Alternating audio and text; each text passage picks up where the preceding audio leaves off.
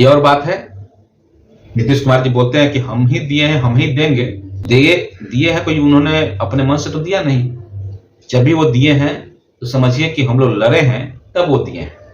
कहते हैं प्रताड़ना जब वो सीमा के पार कर जाता है, तब वो उसी प्रताड़ना को कम करना शुरू कर देते हैं और शिक्षक उसी में खुश हो जाते हैं।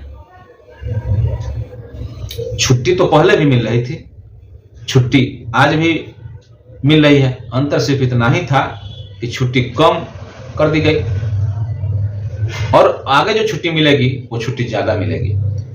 क्यों? क्योंकि उसको इस हद तक हम लोगों का छुट्टी कम कर दिया गया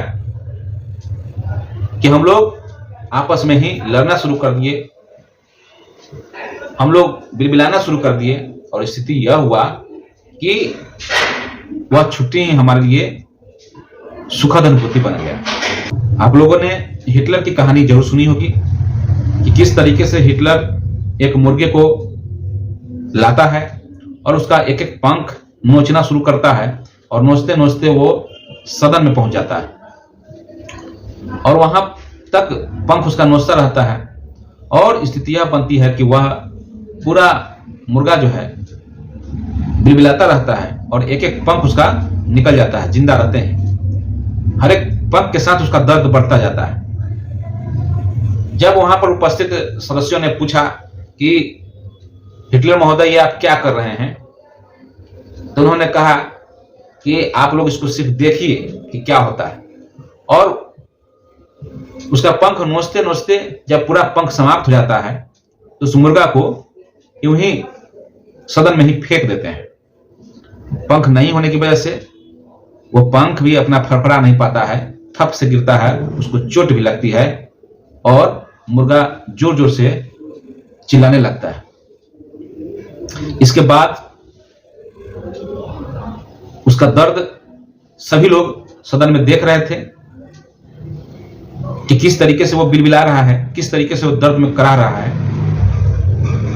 इसी बीच हिटलर अपने पॉकेट से कुछ दाने निकालते हैं और उसके सामने फेंक देते हैं और वह मुर्गा अपनी सारे दर्द को भूल करके उस दाना को चुगना शुरू कर देता है और उस दाने को चुगते हुए उसके करीब आ जाता है।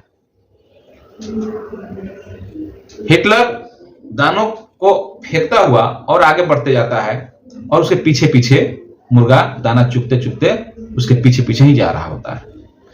तो बिहार के शिक्षकों की भी हालत यही हो चुकी है।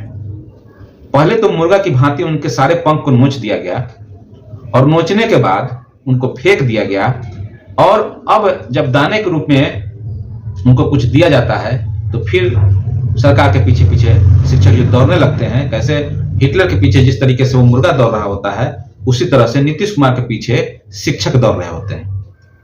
शिक्षक उन्हें ही वोट करते हैं। उन्हें समझ ही नहीं है कि हमारी अधिकार क्या है, हमारा जॉब क्या है। क्योंकि जब उनको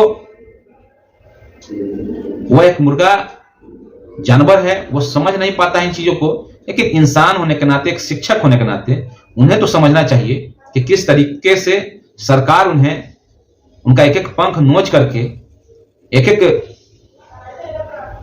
खुशियों को छीन करके, पाठक रूपी जिस तरीके से संक्रमण काल चला, पाठक को ला करके शिक्षकों के बीच में किस तरीके से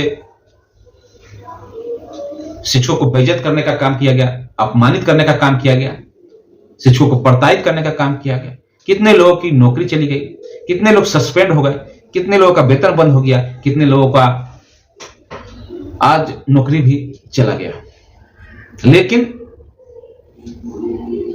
शिक्षक हैं कि एक सरकार ने इस तरीके का घोषणा किया कि कहीं भी बदली नहीं की जाएगी, अपने स्कूल में ही राजकर्मी बन जाएंगे। सभी लोग ताली बजाना शुरू कर दिए कि नीतीश जी की जय हो। लेकिन इन सारे चीजों के पीछे अगर देखेंगे तो सरकार की मंशा अभी भी सही नहीं है शिक्षकों के प्रति। जब जब समय आता है तो कुछ घोषणाएं कर देते हैं और फिर सरकार कोई बात सुनना ही नहीं चाहती है। क्या बिहार के तमाम जो शिक्षक हैं, यहां पर तमाम शिक्षक का मतलब है कि करीब 6 लाख शिक्षक, जिसमें सभी वर्ग के शिक्षक आते हैं, उन सभी लोगों को पता नहीं है कि किस तरीके से विभाग में तानाशाही चल रही है, किस तरीके से कोई सुनवाई नहीं हो पाती है, सिर्फ और सिर्फ आदेश निर्गत होता है और उस आदेश के आलोक में ही काम करना होता है। फिर भी शिक्षक न जाने पर क्यों इन सारी चीजों को भुला करके उन्हें लगता है कि आज तक नीतीश कुमार जी ही दिए हैं। ऐसी बात नहीं है। इस चीज से बाहर निकलने की आवश्यकता है। इस सोच को बदलिए। ऐसा नहीं है कि दूसरा कोई आएगा तो आपको ये चीज नहीं देगा। सरकार में कोई भी होता है तो वो कर्मचारियों को सुनता ही है, सुनना ही पड़ता है।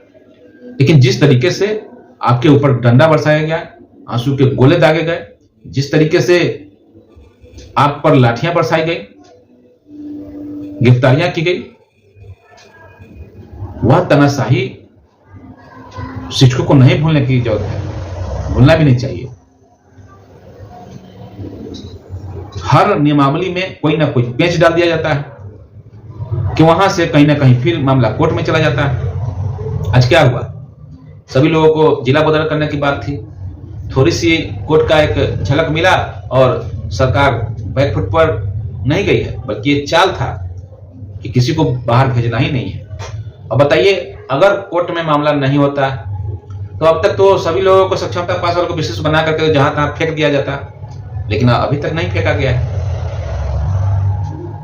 क्यों? क्योंकि ये पहले हवा बनाया गया कि आप लोगों को यहां कर दिया जाएगा, वहां कर दिया जाएगा, ये किया जाएगा, वो किया जाएगा, डराया गया पहले, और फिर उस डर को समाप्त किया गया। उसी में शिक्षक खुश हो गए कि शिक्षक तो मूर्ख प्राणी है। देखो, चैनल वाले हैं जो अक्सर ही मास्टरवा शब्द कहते हैं, तो कभी कभी लगता है कि सही मायने में कुछ शिक्षक वर्ग ऐसे हैं जिनको मास्टरवा कहा जाए तो गलत बात नहीं है। मैं ये शब्द नहीं कहना चाहता हूं, मुझे कहना भी नहीं चाहिए, लेकिन कुछ इस तरीके का बात सामने जब आता है तो मजबूरन मुझे ये बात कहना पड़ रहा है। हम खुद वैसे शब्द बोलने वाले का हम विरोधी हैं, विरोध करते हैं, लेकिन यहां भी तो समझदारी नहीं है। शिक्षकों की समझदारी कहां चली जा रही है? सोचना तो चाहिए कि सरकार की मंशा क्या है। इतना भी अगर हम नहीं समझ पाते हैं तो ये हमारा दुर्भाग्य है। इस पर विचारिए, सोचिए। पहले भी बहुत सारे एमएलसी बने हैं जो शिक्षक की आवाज उठाते रहे हैं, चाहे नवल किशोर यादव जी हों, संजीव श्याम सिंह जी हों, संजय सिंह जी हों, ये सारे लोग शिक्षकों की आवाज हमेशा उठाते हैं। लेकिन वैसे शिक्षक नेता या वैसे नेता का चुनाव मत कीजिए जो सदन में जाकर चुप हो जाएं, सदन में जाकर कुछ न बोले।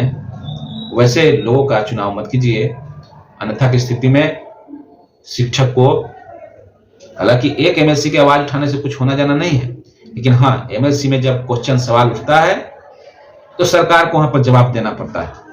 यह संवैधानिक पहलू है और इस पहलू के तहत अगर सवाल जवाब होता है तो चूंकि वो रिकॉर्डेड बात होती है, वो समाज में जाता है, मीडिया में जाता है और वहां से सारी बातें फ्लैश होती हैं। ऐसे आपका मुद्दा दबा रहता है, लेकिन वहां के बाद वो मुद्दा समाज तक पहुंचता है।